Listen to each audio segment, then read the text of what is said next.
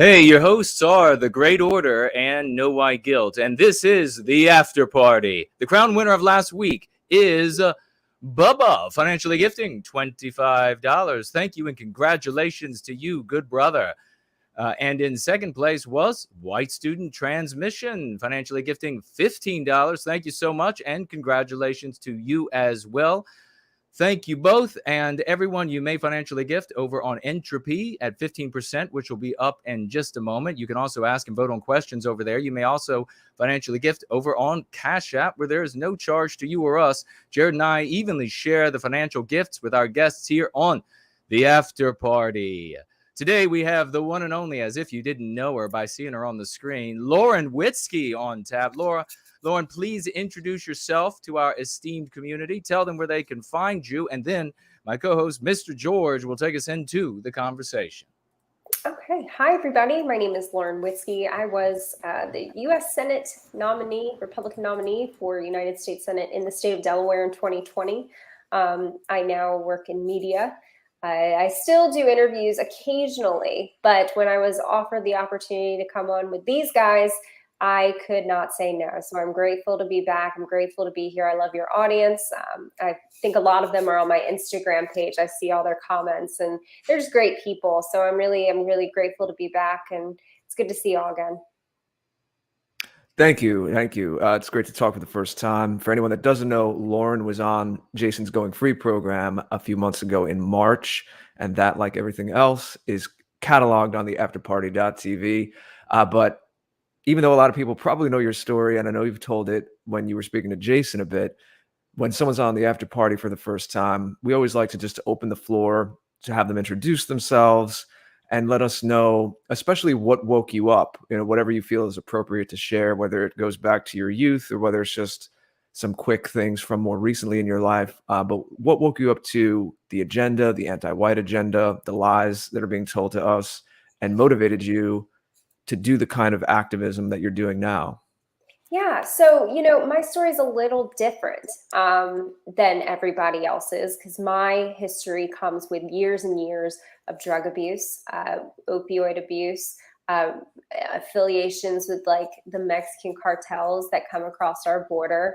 I was able to walk through the trenches firsthand as somebody who struggled with addiction, who allowed the agenda to just take over and destroy my life. I was kind of a feminist before, an independent woman, went to college, all that stuff. But there's something wrong with going to college, but it was like I had bought into that lie that this is the way things need to be. This progressive society is the way that things need to be. And that world and that society that I lived in, it left me broken.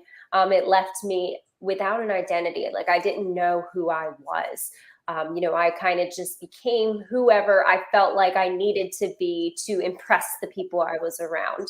Right. I had no identity myself. After I ended up going to a year-long Christian program called Teen Challenge, I ended up turning my life around, changing my life.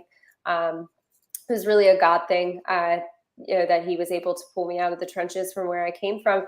But and then I got involved in politics. Now, when I got involved in politics, I first got a job working for the Trump campaign. I was able to witness firsthand how even the RNC is in on it. I was fired from the Trump campaign for talking about immigration. 2016, Donald Trump won talking about immigration and jobs. Well, right.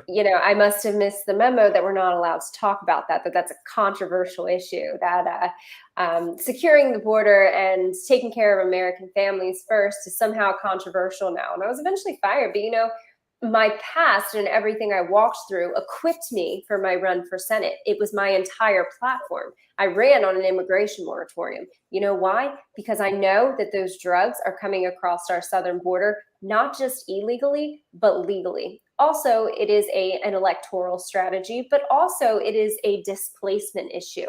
Now, they are trying to replace the American people, not only in college campuses, but also in the workforce. You're seeing that everywhere, where there's anti-white discrimination happening across the board, and they're trying to replace them with cheap foreign labor from across the border. the corporate entities in the United States are destroying our social fabric. So I ran on an immigration moratorium to put Americans first. But then also, I also ran on ending the opioid epidemic, which is an epidemic that is wiping out white working class in Rust Belt states. They specifically targeted the opioid epidemic in these Rust Belt states where they had shut down their factories, where people had lost everything. It was almost like, how like the crack epidemic was focused on the inner cities. It was dispensed in the inner cities. I'm convinced it was the CIA. I don't know if I'm allowed to say that on here, but I'm probably not wrong. But, in the inner cities, it was specifically targeted at the Black community. Well, the opioid epidemic was completely designed by the Sackler family to target the white working class in these Rust Belt states. So I was able to run on ending, presenting solutions for the opioid epidemic, because it is devastating, but nobody cares because it's only killing white people. You know what I'm saying? So I wanted to be a voice for them. I wanted to stand up for them. And here in the United States of America, you're not allowed, I guess, to advocate for yourself, I guess is the word, I was called every name in the book, but whatever. But I knew, as somebody who walked through it myself, that I was right. And I knew how to stop it and I knew how to fix it.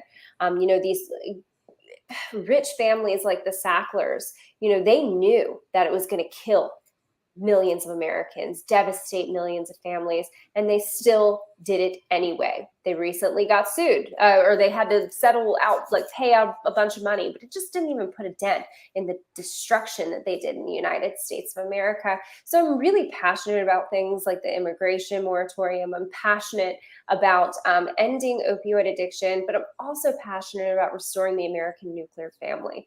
The United States of America is number one in the globe in single parenthood. They knew that strong fathers are what is the foundation of this nation. So they went after that first. They started breaking down our families because strong families are the foundation of everything that the United States of America was built on. Well, when they went and destructed the families on the bottom, which is the smallest form of government, we've watched as our country and our social fabric has deteriorated. So I really care about just everyday issues that matter to everyday people, that are affecting everyday people. And I'm passionate about it. And, it was more so my life, what I walked through, that kind of awoken me to what I see today. But also, recently we've seen it. You can't avoid it. You can't avoid seeing it on the television, seeing it in the media. The agenda is right there for everybody to see. We are actually, males are, white Christian males or white straight males are the most persecuted class demographic in the United States of America right now, especially in the workforce. Well, we're told the reverse. We're told the reverse. It's so funny, isn't it? Because it's gaslighting. Classic gaslighting. Yeah, it's funny how they say that because, when we become the minority, affirmative action is not going to apply to us. It's not going to work out. We all know that. So. Yeah. So what kind of reception, when you ran on these issues, what kind of reception did you get in your native Delaware when you were just out there talking to people, campaigning? So I ended up breaking the Delaware record, Republican record, in most GOP Senate candidate votes in Delaware history. And I beat it by 50,000 votes. So I was able to pull out a whole new class of people who have been left behind by the system. Let me tell you something. I spent every weekend at the gun ranges, in the trailer parks, eating deer chili. There's a whole base of working class people who have been completely forgotten by the system. And when you go out there and you say, hey, listen, I see that your kids are dying from the opioid epidemic. I see that your wages are low, or that you're being discriminated against over cheap foreign labor, or, anything else that they, do to virtue signal to people. Like you say, hey, listen, I see these issues and I'm going to address them. You motivate a whole new base of ordinary people to vote where things like the Platinum Plan or, the First Step Act, it doesn't apply. How does that benefit people like me? Ordinary, hardworking construction workers. How does the First Step Act, releasing violent criminals from prison, how is that going to help ordinary law-abiding citizens? So you just go out there and you talk about it. And the reception was great. You know what? I probably won. They're currently auditing my state. 10% of the audit is in, 20,000 fraudulent votes found already, and they're just getting started. So, I take it as a compliment. I take it as a sincere compliment that they knew they had to flood the ballot box to defeat Lauren Witzke, that I was that much of a threat. I'm curious too about your personal, and we appreciate you being forthright about that. I know you've spoken about that, Sure. and you may have heard Jason say when he was when you were on his show in March. We're both very big on everyone has a story. It doesn't matter the path you took to get here, and we all encourage each other to have that kind of perspective and compassion. It's about redemption. It's about what once you realize things, what you do with it. Yeah. I believe that everyone can always come to a point where they reach a new level of awareness and they realize new things, and you can redeem and you can kind of reshape the story that led that up to that moment in your life thus far, and which it's you've not obviously only done. just that. It's not only just that. It's using your past and weaponizing it for your future. You take your testimony, and it becomes a weapon. Everything you walked through, and it comes with honesty too. And I'm saying being forthcoming about it. When you see these people trying to hide their past, and it's like, all right, well, why would I trust anything you say now?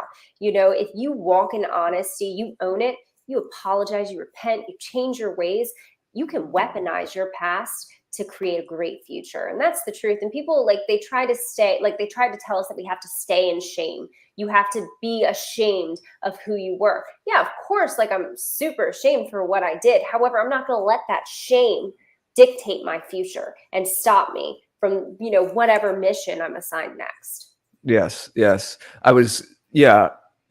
Very well said. I'm curious how you can maybe just in a bigger picture way before we talk about specific issues, connect that place you were in and the fact that you're able to empathize with these people who maybe don't see a way out, see a future, and they turn to these drugs, it's pushed on them.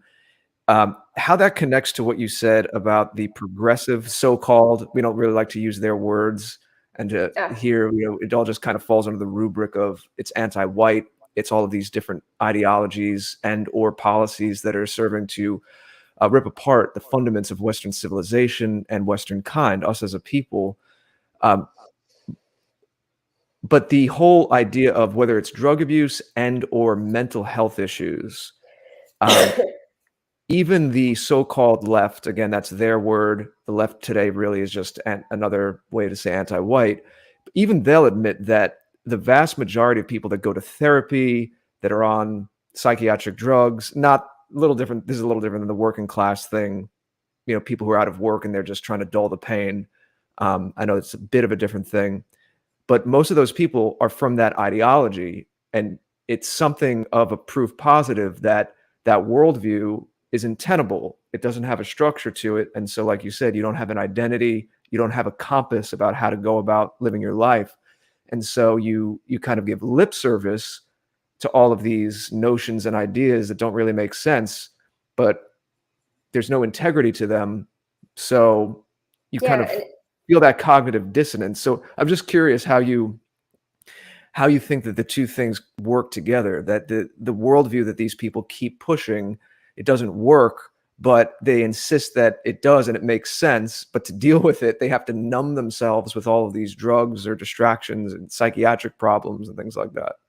Yeah, for sure. Well, more and more people are dying hopeless deaths of despair in the United States of America. And, we talked about identity, a lot of these people, like myself included back in the day, it used to be, whatever group would accept me. Everybody just wants to be a part of something. Community is literally what keeps humanity driven. That's what COVID did. It actually broke down our humanity. It isolated people. It made people lock themselves fearful and locked in their homes, afraid to go see their family members. Now you have people withdrawing the opportunity for grandparents to see their grandchildren if they aren't have a certain vaccine status. They have literally dismantled the compassion and humanity in America. They've done a really good, actually across the globe, they've done a really good job of that. And when you don't know your identity in Christ, or your identity as a person, or who you are, or you have that community, you seek it elsewhere. That's why we have so many people choosing these left-wing circles, these anti-white circles, because they seem accepted.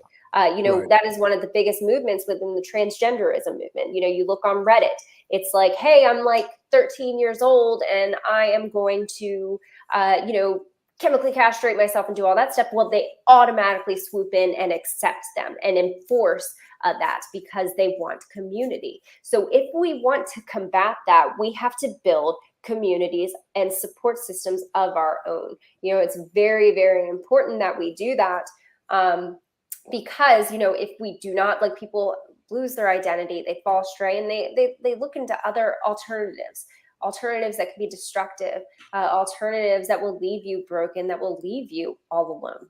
These alternatives, the other alternative, like the anti-white alternative, let me tell you, ladies, where it's going to leave you. You're going to be 60 years old, probably not going to live longer than that. You're going to die alone in an apartment with your 12 cats. Is that what you want for yourself? No. Surround yourself with like-minded men and women and communities and build relationships with these people. I think I just want to quickly jump in because you're speaking a lot of truth, and I really appreciate that, especially since you have such a voice, and so many people, so many of our ordinary brothers and sisters are going to be able to resonate with you. And so when you're speaking truth, you're going to be able to speak their secret thoughts. And when you speak someone's secret thoughts, they then really sit up and listen. Yes. So, I mean, this idea, I guess, first of all, I just want to start with what you just said about that you're going to die like in your 60s with surrounded by your cats. This kind of thing actually happens all of the time to white women. And this is not reported. They're found dead, all alone, no children, nobody cared. They're found dead in their apartment or their home, and the animals are starving and howling, or they're dead as well because she hasn't been able to feed them since she's been dead. I mean, it's a really gruesome thing. Yes, yeah. Indeed. And it's a really gruesome thing. And our women, they should know about these stories, that this is where anti-whiteism leads you. Now you're talking about, this is, we like to refer to, that traditionally you hear the phrase white flight, and it means to move away what the anti-whites create, which is a dysfunctional environment, a criminal environment, etc. Yes. And we also talk about white flighting when it comes to the identity of being white. People white flight away from it. They white flight into drugs. They white flight into covering themselves in tattoo. They white flight into pretending that they're members of other races. They white flight into causes that are anti-white. All of these things are an attempt to get away from what they can never escape, which is their spirit, their soul, the way they were born as a white person. There's no escaping it, no matter how hard you try. And yet we see people attempting to escape, and you have the Sackler family and others providing drugs that enable them to escape. You have politicians providing porous borders that allow illegal drugs to come across the border and have access to those drugs, enabling, again, white people to white flight away from our identity as best as they possibly can, ruining their lives, ruining their potential to have a family. You are really touching the nerve of truth when you're talking about identity. And identity, it's got to be important. We got to state this because it's so important, that acknowledging what is happening today, that the greatest evil of our day, clearly what is destroying the West, the United States, etc., is anti-white ideology. It's anti-whiteism. And we have, Lauren, I don't know if you know, but we have wonderful people from other racial backgrounds who have recognized that, number one, it is immoral to target a group of people on the basis of an immutable characteristic. So they come over and they want to object to what's taking place against our people. They also recognize, though, that as we are white erased, as we refer to it in the West, and of course here in the United States, that these people, whatever their backgrounds might be, whatever the race they might be, they are looking at a cliff as well. They're looking at seeing the loss of all constitutional liberties. They're looking at seeing freedom of association, freedom of speech. And speech, folks, is also the ability to listen. Don't let anybody ever tell you that it's just your ability to speak. It's your ability to hear ideas that others don't like. So when they deny you the ability to hear the ideas that the anti-whites don't like, they are denying you your freedom of speech, because it's the ability to communicate ideas, not just the ability to talk. So you have to be able to receive them as well as send them. The right to self-defense. So it's funny. yeah, please, no, go ahead. Take it away. I was going to say, it's funny when you talk about people that okay, so even the anti-white system that advocates for us, people like us, to not have a voice, to not have any rights, kind of considering us second-class citizens that don't deserve rights, is what they kind of try to treat us as. They think that the system, the anti-white system, is going to spare them too. And it is not. This anti-white system, it's coming for all of us. It doesn't matter, so it's it's funny how they look at it oh, well, if we just get rid of these people, these people who are proud of their identities, they're proud of who they are, which is just, the greatest crime of all time, just to be, a solid person with an identity. But if you see what I'm saying? You see what I'm saying? They think that the system's going to spare them, but it is not. It is going to end up coming for them too. And nobody's going to be there to defend them. Precisely. The non-white people, and even people of all races of these victim groups, they are collateral damage of the attack on Western kind and Western civilization, and ultimately, exactly as you say, and that's why we have folks come over from all immutable characteristics. Ultimately, they can see down the road, which is not too far along anymore, folks. They can see down the road and they can see, oh my gosh, this is going to ruin my life as well. So yeah, this is not for the benefit of any of these groups. They do benefit as a tool that's used against Western kind to victimize us and Western civilization. But those who have the best spirit, they are able to answer the call to challenge the greatest evil of our age, to put an end to this anti-whiteism before we lose everything that we all care about. Including, our ability just to have the simplest needs. Look to places that are banana republics now, third level civilizations now, as a consequence of anti-white ideology, and that is what we can expect to see. And you can look on a smaller scale in places that are heavily run by anti-whites who call themselves Democrats to see exactly what it's going to be like for the totality of the country. But I just wanted to cities. Yeah, I just wanted to toss in that because it's so very important. But please, let's continue the conversation. The chat is loving it. Yeah. Yeah, Lauren, I know that you are an executive producer on the Stu Peters show, and I've seen his stuff passed around for the last few months. I've become more aware of his work. I know you all on that program and affiliated topics. You talk about CCRT, you talk a lot about COVID. We touched on that a little bit, and I want to get to a little bit more the fallout from the election, basically all of these different agendas and lies. And obviously, to break things down, sometimes you have to just focus on a distinct episode, talk about this issue, on the next episode, talk about that issue, break it down for people. Before we get into these specific topics, I'm just curious, again, to start more with like a bird's eye view sort of thing, both as a candidate, as an advocate, and now working more in media. I know you have, besides working with Stu, you could tell us, I know you have other media things going on in other contexts, and you've been very active in a lot of ways. But what do you think kind of the common denominator among all of this is, and how, well, we know what it is. We know the common denominator is anti-whiteism. Maybe a better way to say this is, how is it waking up different people? I've been using this phrase for the last few months, convergence of awakenings, because you might have someone that starts with the COVID thing, or starts with the racial tension thing, or starts with just, I don't know, a lot of strange goings on in TV commercials and movies, and people starting to say, this is becoming more politicized, or sports, let's say. But then you realize, well, if they lied to me about this, what else are they lying to me about? And I'm curious to see, like, how is it bringing different kinds of people together, and how it might be, even though there's a lot of pain and a lot of confusion, and we don't like to, no one's going to gloss over that, that there might be a silver lining in all of this, in that, like, how long can these lies last? And we're hoping that the house of cards all falls, but how do you see all of these agendas? I mentioned just a few. I'm sure I'm forgetting a bunch. but how they kind of all are reinforcing each other in a good way, in terms of like waking people up, and just average people out there, men and women, saying like, wait, like none of this is right. All this is topsy-turvy. All this is kind of like Emperor's New Clothes. We're being asked to parrot all of these things that don't make sense. Right.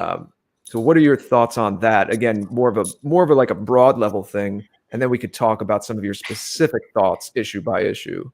Yeah, for sure. Well, you had talked about people starting to wake up to it. People are starting to notice more and more that every commercial is trying to push some kind of degeneracy on you, something anti-white on you. If you don't notice, if you haven't noticed, I mean, everybody's starting to notice. But it's kind of like even people that weren't, like, I call them normies. They were just kind of not awake to it before. Even they're starting to notice. Recently, there was a poll that came out. 84% of Trump supporters are concerned about anti-white discrimination.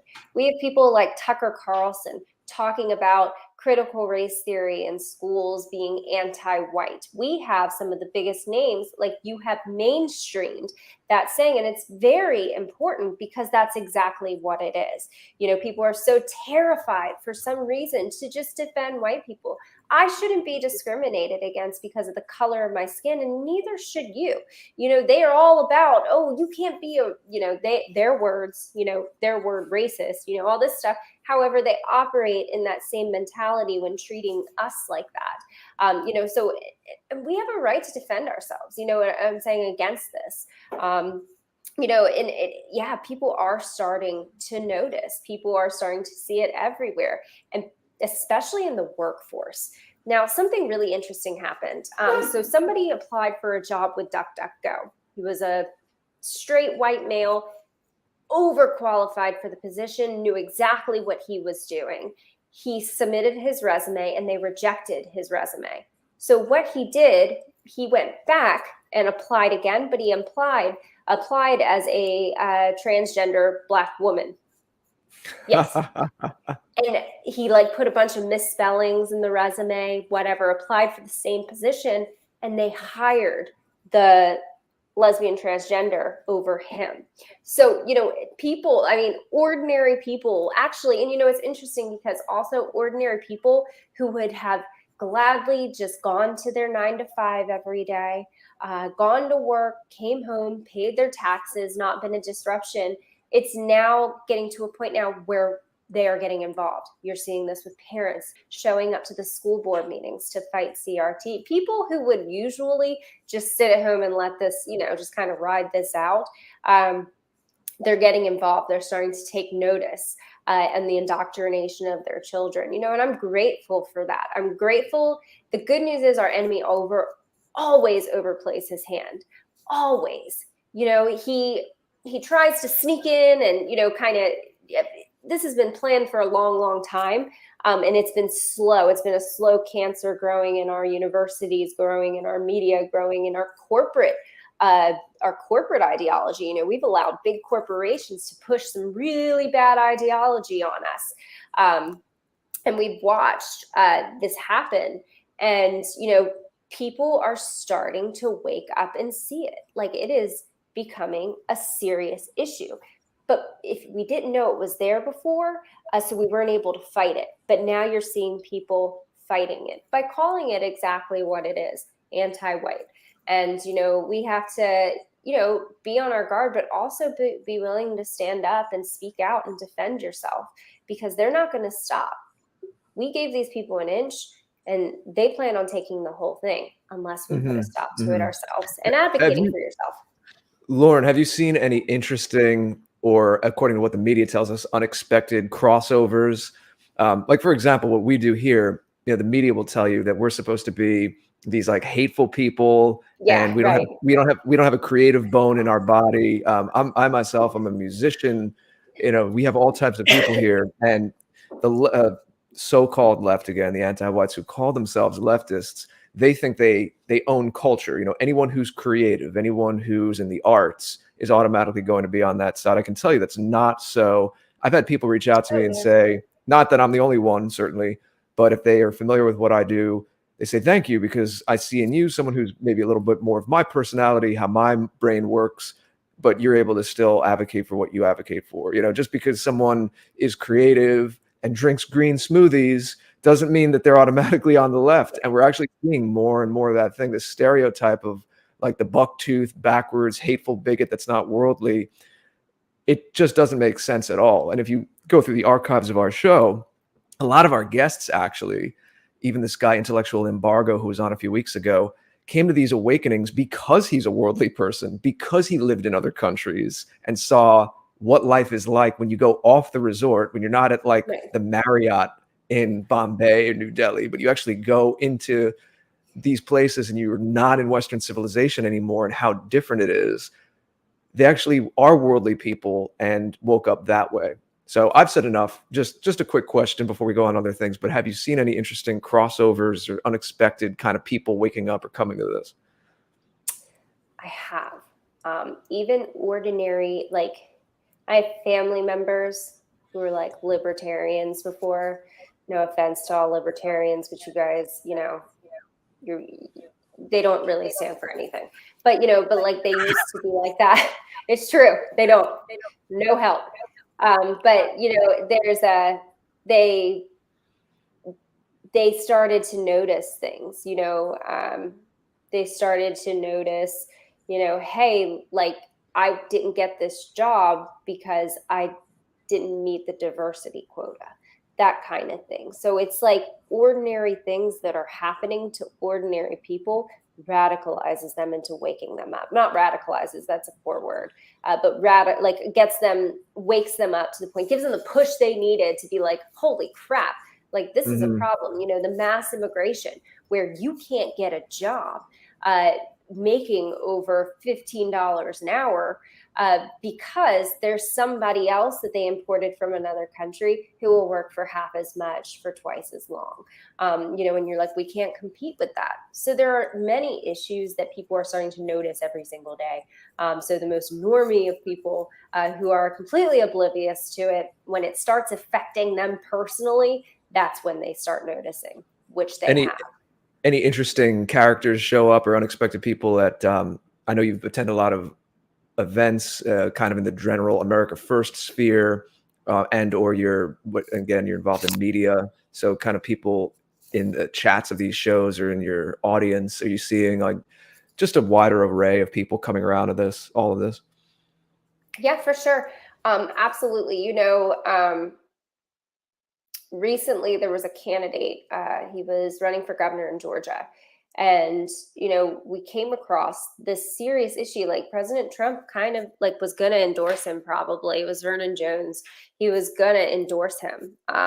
However, like there was this court case where, and I did my research, I looked into it, where when Vernon Jones was given a job, like as the CEO of DeKalb County, he automatically went in and fired the white people and began to replace them with black people. And, I looked at this and I was like, this is a serious issue and this is a sign of things to come. This kind of stuff does not get better. He has had no change of heart. He's just figured out that running as a Republican will make him more money and get him more women, that kind of thing. It was a character issue. It was an anti-white issue. And I thought to myself, I said, I don't know if the American public is ready for this yet. You know what I'm saying? Like, I don't know if they're ready to be like, hey, like this is not okay. You know what I'm saying? But you will not believe how overwhelming the support was when we broke the story. Because when we broke the story, Stu confronted Vernon Jones about this. And he was like, Vernon Jones, of course, instead of being like, yeah, I made a mistake. I did do that. I'm sorry. I've learned from my ways. I've changed. I'm all for redemption. If he had said that, fine, great. But no, what he did was he leaned in, called the people that sued him and won, because he lost the suit. He called them liars. And then he proceeded to call Stu a racist bigot. What I'm saying is what he called him just when we asked about things. And ordinary people saw that because they're seeing this every single day now. And that kind of behavior cannot be acceptable. And it's great that people are now willing to advocate for themselves. They're willing to ask, hey, is anti-white discrimination a real thing? Yes, it is. And it is okay to confront people that we see doing it. Their response is very telling as well. So, and I was happy to see that people were receiving it. Can you hold on one second? I'll be right back, okay? Sure. Keep talking. Jason, I think you're muted. Yes, I'm muted. But okay. Anything from the chat so far? I just had a few more things I wanted to talk about, specific issues, some of the things they talk about on the Stu Peters show, or any of the work Lauren does, before we get to anything from the chat. But everyone, we are 45 minutes into the hour now, so please start to get your questions in. You can highlight Jason's name in the YouTube chat, and you can send through Cash App, through Entropy, or anything else I'm missing, Jason? No. Well, technically, also we have Odysee as an option for cash gifts as well. But if you do financially gift on Odysee, let me know on the other platforms, because it so rarely happens. And always make it more. They give a $1 option, but never choose the $1 option, because they take nearly 50% when it's $1. So you're practically just giving it to Odysee. Yeah, because it's processing fees. Yeah. Anyway, all right. So we're just doing a little housekeeping, and we're making sure people get some questions in. We'll see if there's any chat questions towards the top of the hour. But yeah, you mentioned Stu Peters' show. Let us know the other kinds of media projects you've been involved in, and also just what you all are talking about. I said I wanted to get a little more into specific issues. So one of the ones we haven't really delved into yet is COVID and the whole agenda. Of course, as we like to say here, you have to listen to CNN and check everything they say. Everything they say is true, obviously. But now that everyone knows that, and will be good little boys and girls, what are you seeing with responses specifically to the COVID agenda, and then telling us how we have to take this vaccine? Because obviously people are just dying in the streets. I have to step over bodies all the time, and it's not weird at all that they pay Instagram influencers $1,000 to tell all of their young followers to take the vax. I mean, it's obviously like the Black Plague, so there's really be no reason to do that or have celebrities push it. But anyway, what are your thoughts on all of that? Yeah, so there obviously is an agenda there. We all saw it. Because they are not, the illegal aliens that are coming across the southern border, they don't have to be vaccinated. They don't even have to be tested. This is specifically targeting the white Christian working class, or the white straight working class, or just the white working class in general. You're seeing it because all the people that now, if you want to work and take care of your family, you're going to have to get the jab. Pilots, construction workers, loading, like the port workers, all of these people, specifically targeted at people who take care of themselves, independent people who are able to live a life separate from the system. And that is what these vaccine mandates are targeting. Not only that, it's making people really sick.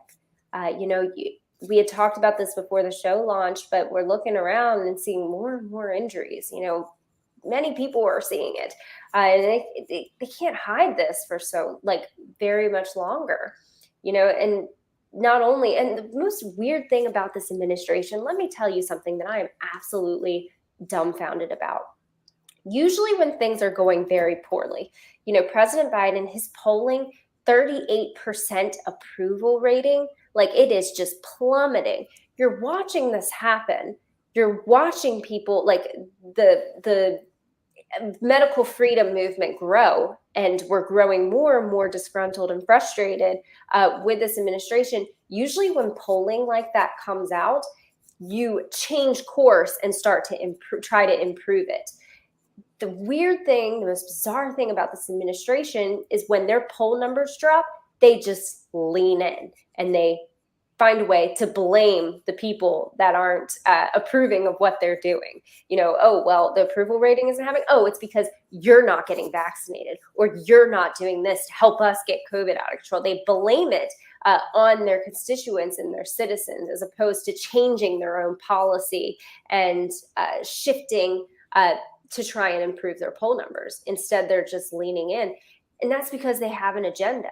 That's the thing. I was like, why would anybody who ever wants to get reelected, if President Biden really wanted to get reelected, here's what he would do. He would be like, okay, my polls are getting really bad. Time to make time to make some changes and do better. No, not at all. It's like, we're just going to lean in and then try to gaslight my constituents into believing that it's their fault, that I'm doing so poorly, or it's Trump's fault that I'm doing so poorly. It's Trump supporters. It's these white nationalist domestic terrorists. It's their fault. It's not your fault or my fault. It's the most bizarre thing. It's terrifying, actually, kind of to a degree, that they just don't care. They literally don't care how mad you are, how much they don't approve of you. They have an agenda, and they're going to implement that agenda no matter what. And that agenda is getting as many needles into as many arms as possible. So watch out. And we don't even know what's in it. They refuse to tell us. That's also concerning, and it's like, oh, well, sorry, the VAERS data is saying, 16,000 deaths, and that's only what's reported. Well, you're a conspiracy theorist. Like, it's crazy. It's so crazy. Yeah. I've never seen anything like it in my life. Yeah, as you said, we were talking a little before the show, some of it maybe a little more private and personal, but I was saying I randomly ran into my doctor, just my regular physician, yesterday, and he admitted to me he had an injury, and he's seeing more of his peers question it, and young medical students who shadow him question it. So on that note, this is just purely speculative, of course, but what are your feelings on, is there a silver lining through all this? Is there going to be, do you think that maybe throughout all this madness that the house of cards is going to fall, the curtain's going to fall, we see the man behind the curtain, take your pick of metaphor or colorful imagery, and cause some kind of shift, where it's like, how can these lies all stand up, and how can they get away with this? Yeah. So, there's talk of like civil war, there's talk of balkanizing, all this stuff, but here's the deal. Which we don't support, by the way. Right. I don't support it either. Here's why. It's not going to be just us versus them. This is what it's going to be. It's going to be Biden bringing in the UN to slaughter us all. That's what it's going to be. We have to stay united as a country. We have to keep waking up other people, which they've done a good job of doing themselves, waking up ordinary people, normie people who didn't really pay attention to politics. Now they're starting to be like, holy crap, this is really bad. But I'll tell you something good that's come out of it, is that there's been a focus on building a parallel society, building things like Gab, a social media network that you can't be censored. You can talk openly about, anything you want, apart from like being violent or calling violence. Like, that is so important to have a place for free speech. And then also, like, Gab is building their own payment processor because we're getting banned from PayPal, Venmo, all these issues like payment processors. So they're creating their own payment processors. Jason and I have both dealt with that. Yeah, exactly. So, you know how much it is needed for us to build our own communities, build our own networks. So there's been a big focus on that because we're all each other's God. And that's the truth. And we have to look out for each other. We really do. We have to look out, because things are going to get rough. When these supply chains go down after they force mandate these vaccines on the port workers and they force mandate them on like the truckers, the oil industry, things are going to get bad, and we need to look out for each other. We need to become self-sufficient as a community. That is the good thing that I've seen come out of this. And we might just make it if we continue doing that. In your capacity as executive producer, Stu Peters, which is very cool. I know he has a big following. Is there one issue above all that you think the people are most concerned about, that they tune into the most or request the most? Yeah. So you will not believe how many people I go through his emails. It's just hundreds of emails of people losing their jobs. It's absolutely heartbreaking. Like, hey, I've been a nurse for 30 years. Hey, I've been in the military for 15 years. I'm this, and I'm about to lose everything. Please help me. and it's like, I feel helpless because there's nothing I can do. The only thing I can do is give these people a voice. People that normally wouldn't have a platform, I want to give them a voice. And Stu's got a huge platform. He considers himself the people's bullhorn. That's what he calls himself. And it's very appropriate because that's exactly what he does. He takes what he's hearing from people who don't have a voice, and then he projects it.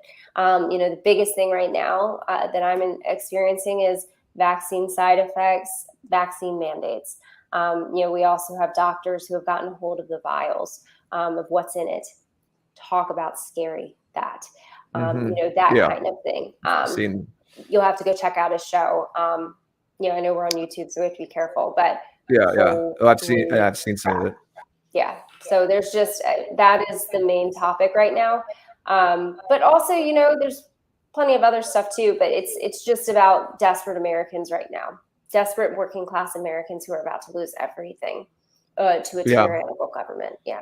But are they familiar with the anti-white angle to being that specific? Yeah. So Stu was the one who confronted Vernon about that. Yeah. He had no fear. Use that specific term, anti-white, because we've seen it to be the most effective to just. Yeah, I'm pretty sure he called Vernon Jones an anti-white parasite on TV. It was great. No, but like Stu gets it. You know what I'm saying? Like he gets the agenda. You know what I'm saying? And he is more of a mainstream conservative, which, and even he notices. Like they see it. And his followers saw it too. That's the thing that was very interesting because, sometimes people were like, oh, no, we just kind of let this kind of stuff slide. Firing all your white people, it's okay because you're Black. You can do that. No, people were very like, no, this is not okay. The most normal mainstream people who are usually oblivious are noticing. So, yeah, he's great. He's very smart. He gets it. We love Americans. We love, and we oppose racism in all forms. Absolutely. But, that doesn't mean that we have to accept it against ourselves simply because of the color of our skin. Yeah. I use the word stewardship sometimes, which is a little different. It kind of catches people off guard at first, but it's just simply that your heritage, whether it's your specific family or more generally Western civilization, our ideas, our architecture, our arts, our music, everything, civic codes, all the things that help us until recently enjoy a relatively stable social structure in America and other Western countries. It's ours to steward. Other people can appreciate it, just like we can appreciate. Maybe you have a taste for Chinese opera. I don't know, but Chinese folk, Chinese opera might still have a lot of Western influences because it's then again using the word opera. I don't know, Chinese folk dancing. Let's say we live in a world where, we're more connected than ever with the internet. Doesn't mean people can't have appropriate levels, just like anything, of openness and exchange, but there has to be a boundary to it as well. Just like a family, you go home to your family at night, and as you said, that's the smallest form of government, among other things, but that's one way to say it.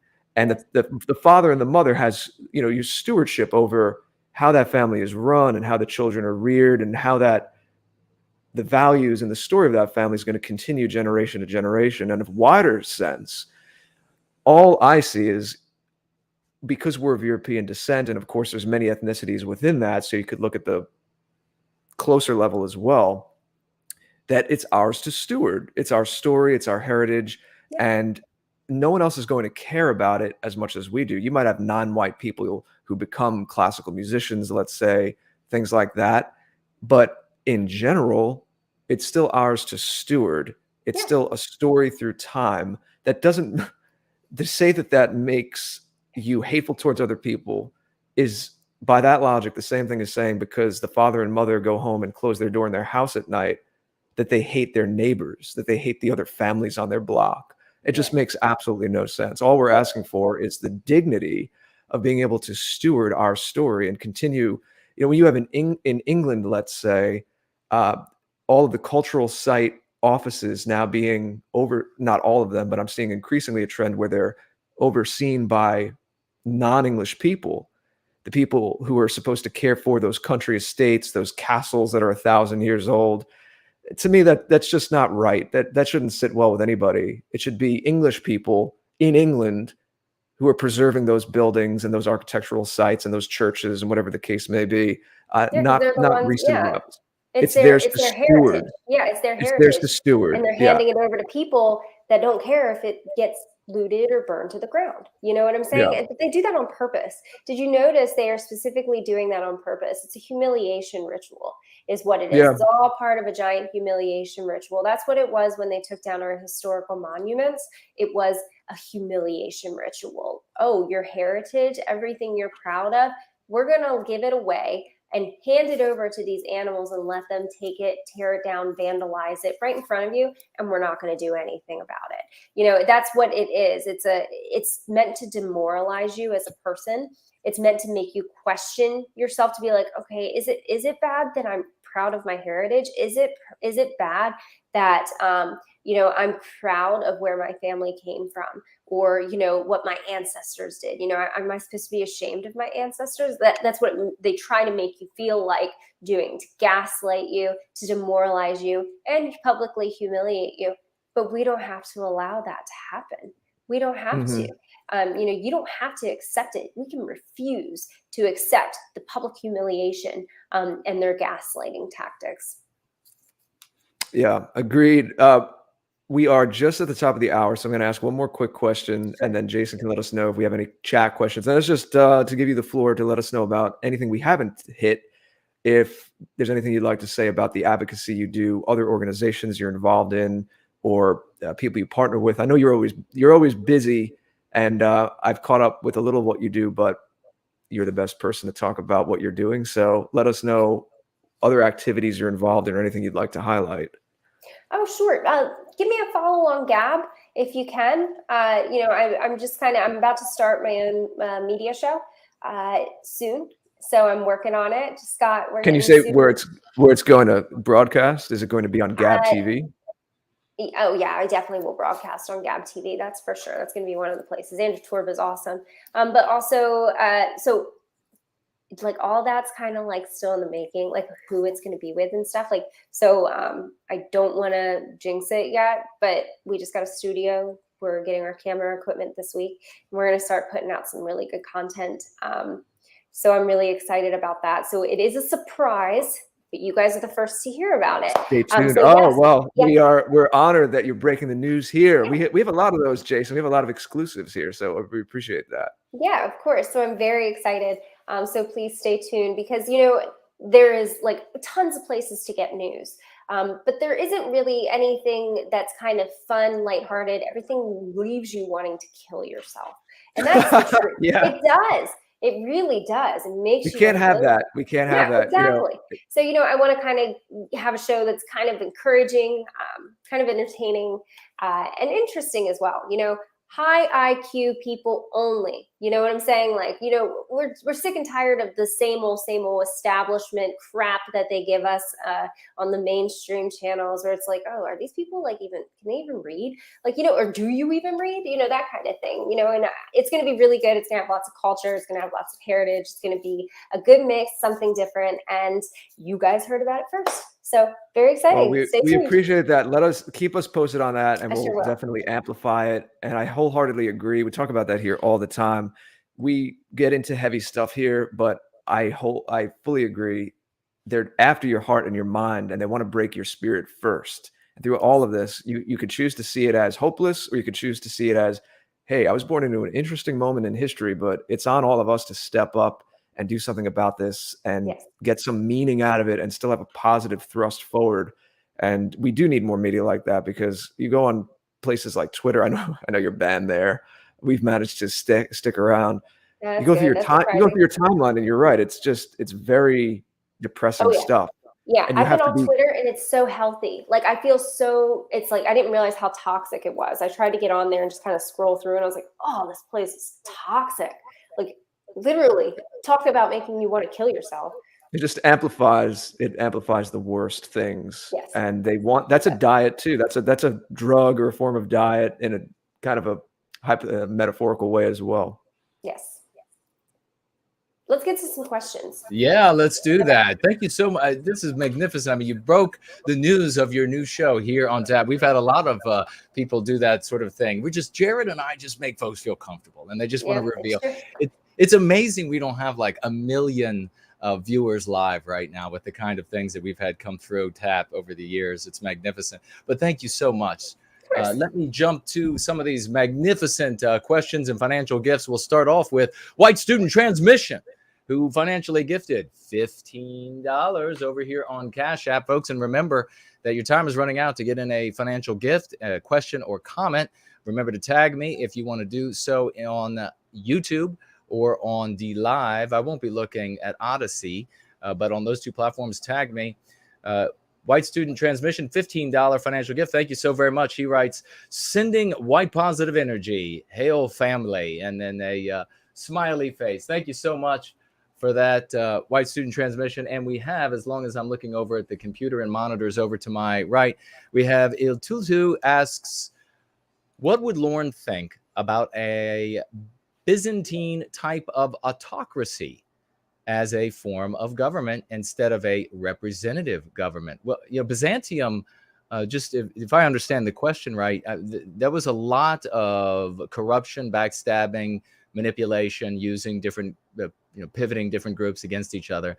I'm not, maybe Lauren knows more about that empire and can speak to that question a little better, or just generally, do you have any thoughts on representative government, or what we've, I guess, descended to into a democracy, almost a direct democracy that's controlled. Democracy is crap. It's not even real. It's not. It's like, this is a fake democracy. It's just like, our politicians are selected, not elected. There's a club, none of us are in it. I think it's like, it's not working. Democracy, that's even what it is, failing.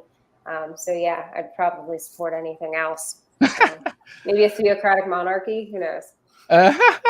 Well, we have Jules over here financially gifting $2, and thank you so very much for that. Writing, excellent show with Lauren. They love you, Lauren. I love them too. I'm sure you have heard that before. Let's jump over here to Entropy. We're going to keep rolling. When we do, we had very early in the question widget over there, also affectionately known as the Tall Kevin widget, Jonas from Czech Republic. And he wanted to point out to us, watching live right now over there, that Andrew Torba of Gab, which, by the way, Lauren, I don't know if you know, but he has promoted the work that we do here, my website and more. He gave a boost today to a Gab that writes here, quote, anti-racist means anti-white. So Andrew Torba is absolutely a champion par excellence. Yes. We have Mrs. Jess Horst, a great champion in service to white well-being, financially gifting $20. Thank you so much, dear lady. I don't know, Lauren, if you don't know about Mrs. Jess Horst, she has given birth to 9. She could field a baseball team with all her children, 9 of them. Girl. That's awesome. Yes, and she's raising them all. Please. Yeah, she's raising them all to go free too, so it's amazing. $20 and a little white heart emoji she has for you. So thank you so very much for that, Mrs. Jess Horst. We have JP. Everybody get your raucous emojis out, and a big round of them applauding and going wild for JP, who financially gifted $50 US. Thank you so much, Jay. And he writes here, Jason and Jared, my deepest apologies for I don't support you guys enough. I love all the work you are doing. I also want to express my appreciation for Ms. Witzke for waking up the boomer audience of True News about this planned white erasure worldwide. True News didn't talk about this blatant attack on whites until Ms. Witzke came on. So thank you. Any thoughts for Jay, Lauren? Oh, well, was a battle. It was. It was, because some people, especially the boomers, think that it's not okay to talk about things like that even though it's in your face. Sometimes, it's a battle, but I'm glad I did, I'm glad I did. You were probably the only one because you would be seen, of course, as like a lovely granddaughter to them, and that would be everywhere else. It's like they so many folks, especially the older folks, believe it's impolitic to ever talk. You would think that. You would think that. Yeah, they told me I would be family, but that came to an end. So. Oh boy. Well, thank you for what you were able to accomplish while you were there. Yes. And the chat really loving the show today, because we have Hallander, folks. Get out the Raucous emojis, keep them going. The applause. Financially gifting $100. Thank you so very much, Hallander. Always a great supporter and champion in service to White Wellbeing, saying everything wanted to say with that $100 financial gift. Thank you so very much. We have Evela's sunglasses over here as well, financially gifting £5 from across the pond, and writes, great stream, great guest. Best wishes to Lauren from England. BLM has overplayed its hand here. Even our war memorials and the Churchill statue got vandalized. This has been a shock to Middle England. Yeah, of course, Lauren, any thoughts on the fact that the working class in the U.S., same as working class over there in the U.K., it is their lives. And thank you so much for mentioning it's the white Christian male that is the most persecuted in the West today. It means a lot to me. It is the truth. But I'm sure you see the same attack worldwide across the West against the same group of people. It's a global agenda. It's not just here. Because, also, we see it firsthand here because we are here, but it's certainly a global agenda. Look what they did to the South Africans, that kind of thing. So we're kind of seeing it. Guys, I'm so sorry. I have to hop off of here if that's okay with you. Is there anything else? I don't think we have, I think we have 2 more financial gifts. I don't have. We can read that. We could read that without you if you need to jump right off. Don't worry about it. Yes, if you need to go right now. Thanks so much for having me. I really appreciate you. Thank you for coming on. I'll talk to you guys later. No worries. No worries. Okay. Bye-bye. All right, we will wrap up here with Casual Cruising, financially gifting $3. Thank you so very much. I don't have anything witty to say. Much too late for that. Only that you're cool and welcome here, Lauren. I hope she listens to that. I'll send this show to all my Heartland American friends. Looking forward to more. Actually, I'll just copy and paste it over to our chat with her. We also have Evela's sunglasses back with 3 more pounds from over the pond. Democracy is now ruled by international finance. Well, I would say, obviously they wield the power over the media, but it's probably more accurate to say ruled by those who control the dissemination of information. He writes here, the oligarchs, anti-white oligarchs, own the media. They sure do. They dominate it. The social media and found the culture and political and fund the culture and political parties. Anti-white oligarchs absolutely do, and we can see their desires by what they implement in their strategies, and then what their objectives are, both by what they state openly now their objectives are, and what they celebrate when those things are achieved. For a very long time, they wouldn't state what their objectives were, but we could tell by what they celebrated when it was achieved, what exactly they were after. So we had a hard out with Lauren. We knew about that before we got started today, and we hit that number on the clock. So we had to let her go, trying to wrap it up just in time. We have Douglas over here, financially gifting on Cash App $10. Thank you so very much. And writing simply this, Promethean hails, and a big Promethean hails to you as well, dear brother. I really appreciate that. Elaine saying, thanks, Lauren, in the live chat. And I think everybody is pretty darn grateful that she came on, and that she is the person that she is, that she's obviously, whether under the rubric of White Wellbeing or under some other title, she is in service to what we would refer to as White Wellbeing, and we deeply appreciate her service. I do want to quickly say that when we that I and Jared and I, we believe, support, and endorse everything the WHO, World Health Organization, and CDC says. Even when they disagree, we still agree with them. So we are on board with the WHO and CDC, whatever they have to say. Also want to point out that when people are behaving like animals, it's a metaphor to call people animals. So people are not animals. but when they behave as animals, you can metaphorically say, that's a metaphor. Difference between a simile would be to say that they are like animals, metaphor that they are animals. So that's how that works. Want to make sure that everybody understands that and that there are no misunderstandings. Mr. George, your final thoughts on this magnificent show that we have with the great Lauren Witzke, and where folks can find you. I think it speaks for itself, really.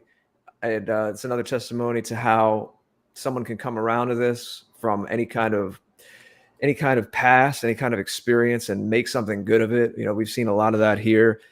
She spoke very highly of the community here, and it speaks to what's been built and the integrity, the high character of everyone that's here, and the love that she gets and feels, and how she doesn't do a lot of shows, but she did this show, and she also chose to announce her upcoming show that's going to be on Gab TV and other places, and offer news and information and culture, but also do it in a little bit of a lighter way so that people don't get depressed. I think we need that.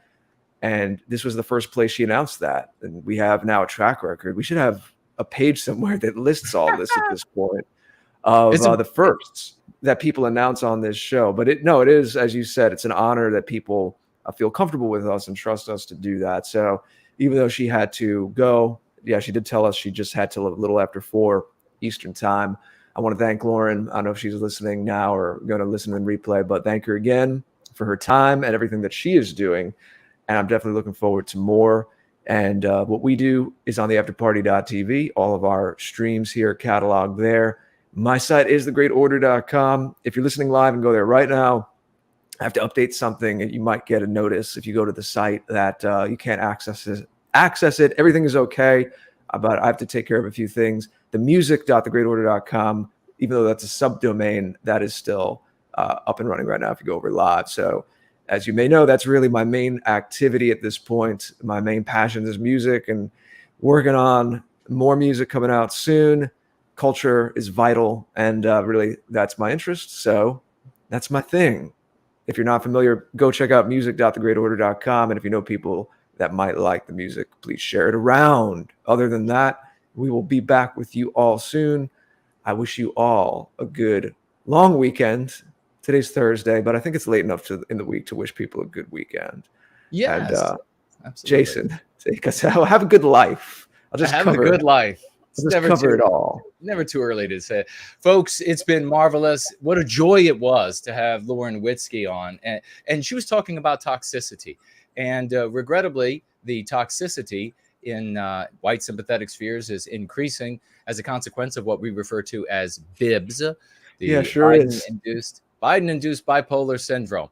Please, people are going one of two directions. They're either pure apathy and surrendering and giving up, or they're going the other direction and thinking they have to be the purest villain in the anti-white narrative to achieve anything. Please reject both of those sicknesses, ladies and gentlemen. Go free, be strong, accomplish things in the world. We are changing the world every single day with the work that we're doing in service to white well-being. You can change your life. You can change the world. Why not get started today? Go free. I want to thank Fornull, who was moderating today, always doing a marvelous job, a true genius and champion and gentleman. We are so very lucky to have him. I want to thank H. Horn, who financially gifted $3. Thank you so very much over here on Cash App, and says, thank you for inviting Lauren to your live stream. Well, she is always welcome to come back, and happily will also appear with her, as you can tell by everything that she's saying, that she's absolutely lucidly seeing what's taking place in the world, and she's doing so from a healthy place rather than an unhealthy place. And that is the most charitable that I think I can be with that. Let me see what else is there. Oh, I just want to say, as we sign off here, that I received news over the course of the stream today that Gad Saad appeared just days ago on Tucker Carlson.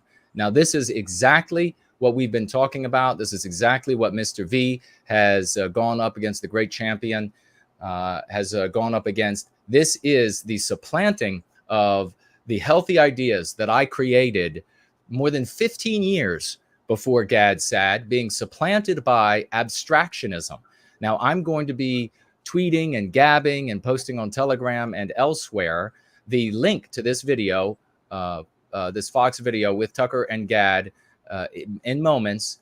And I'm going to be posting a response on that thread. What I would like is everybody to go to that thread, give it a thumbs up, and give their comments underneath about what they think about this supplanting of what is true and healthy for Western kind, America, and all of our countries across the West, with something that has always lost for us, abstractionist ideas once again. And we need to be active when it comes to this sort of thing. This is an opportunity, at least until they take the comment down, to get a great many people's attention on the true and real, loving, redemptive work that we do here, rather than the dead-end alley of abstractionist ideas that have ruined our people every single time we have adopted them. So I love you all. We love you all coming on tap, those who are watching live and in replay. And thank you all so very much who financially gifted over the course of the stream tonight. Thank you all so very much for showing Lauren so much love, so that she knows that she is always welcome here and will be in a room of smiling people when she arrives. Big gratitude, debt of gratitude to the Mr. Jared George and all the great work that he does in service to White Wellbeing. Please do share his amazing work. We need to be doing this for each other. No one else is going to do it. It comes down to those who have the industry, the intelligence, the courage, and the initiative. We will be the ones they talk about in the storybooks, ladies and gentlemen. And we look forward to seeing you all again